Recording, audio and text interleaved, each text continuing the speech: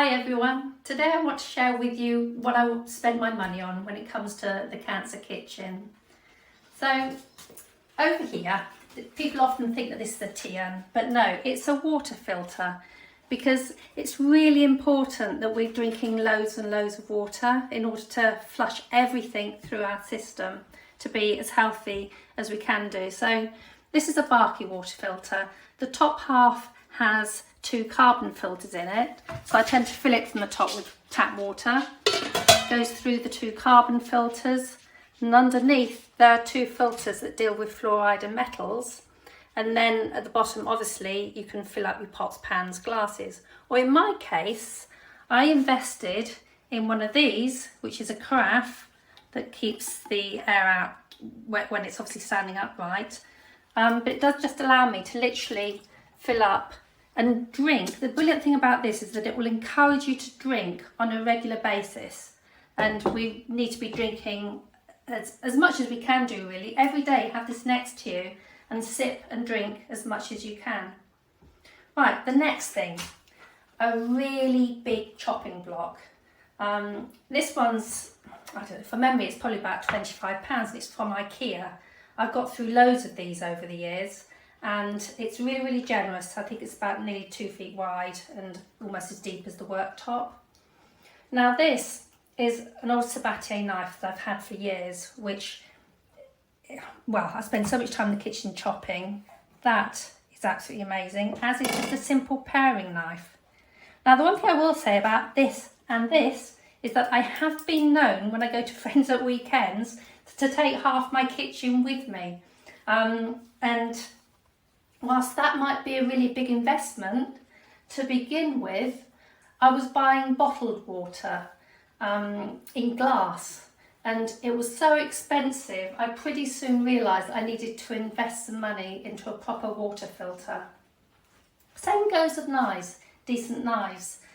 The more expensive they are, the more heavy they are in this case, and it actually gets the job done far easier. Moving across, at the back here is a blender and a juicer, and I made mistakes with these to begin with. I bought cheaper ones, and I've now realised that it's worth a lot of money to buy decent ones. Oh, and this, by the way, is just an ordinary brush to get all the veggies as cleaned quickly and thoroughly as well as I can do. So yeah, buy a decent one of those. Now moving back, by the way guys, I've got Esme filming today, so you're doing a brilliant job, Esme, keep it up. Don't know what I'd do without you.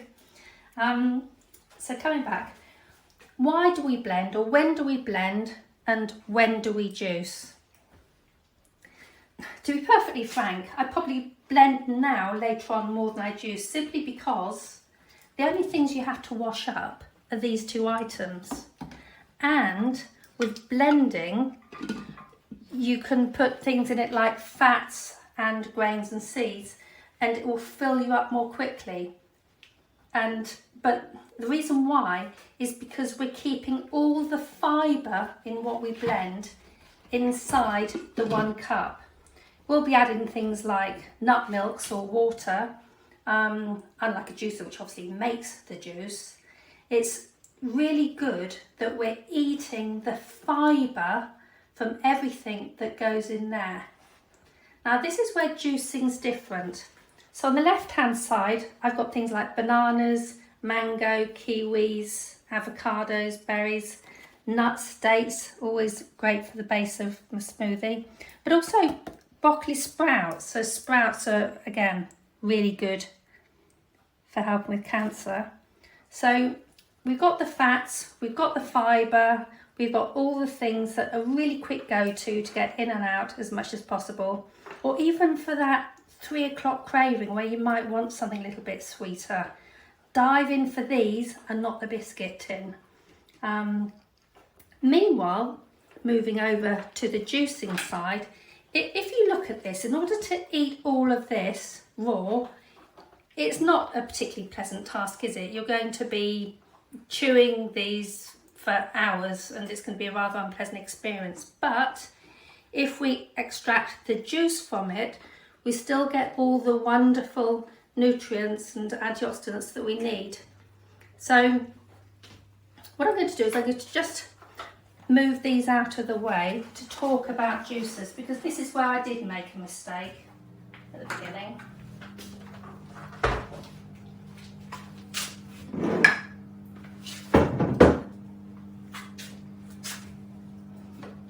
I mean, Nutribullet as a brand has become a bit of a market leader now, to be honest. At the beginning, I just had some cheapy little thing in the bottom of my cupboard, but very soon it was getting a lot of wear and tear, and the motor went and the glasses tend to crack around here.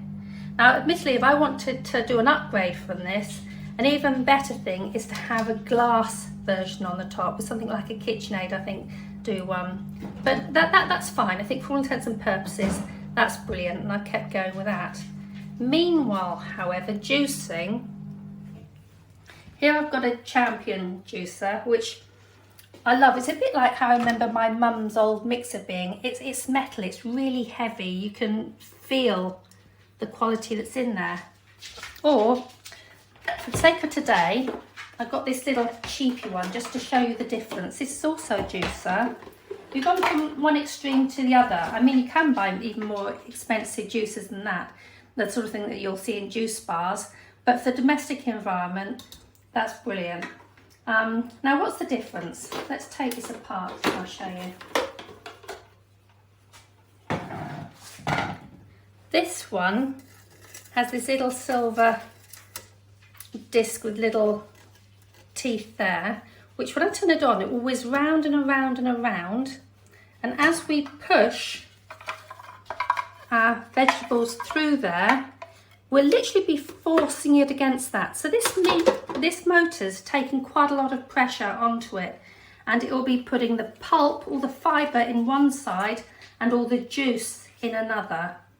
Now that does the job well, but a lot of air is getting into here, and so what will happen is the juice from this one will really only last for a matter of, realistically, 8 to 10 hours. You can put it in the fridge, but yeah, I'd want to be drinking this immediately. Whereas the Champion, because when we're pushing things through here, very little air is able to get through here before it forces the pulp out here and you're collecting the juice here. So let's take a look at what's happening inside this for you to understand. Unlike the centrifugal juicer, this one's called a masticating juicer. It's got little ziggy-zaggy teeth here that when this is on there, you'll be forcing everything down there. It's actually being masticated rather than centrifugally spun in that one in order to create the juice. And so very little air is getting in there, and the main differences is that it manages to get more juice out of your vegetables. And if you're buying organic, guys, this is where this one starts to earn its keep, because you'll get more juice out of this that is less oxidized. It will last longer in the fridge, whereas this one you'll be having more pulp filling this up and less juice, and you have to drink that immediately. This will probably be okay for a couple of days, I'd say. So that's the main difference. Trying to think if there's anything I need to say, really. Yeah, I basically bought a bigger, more expensive version of that, which did the job, until I started to understand that actually you're better off spending the money on the proper machine where the juices can last a lot longer, and so that when you're putting all the effort into making a juice, you can also be storing some so that you're not having to repeat the process every day. It could be every other day. So hopefully that was informative, and yeah, invest wisely, and I'll soon be seeing you making things with these over the next few weeks. Thanks for watching.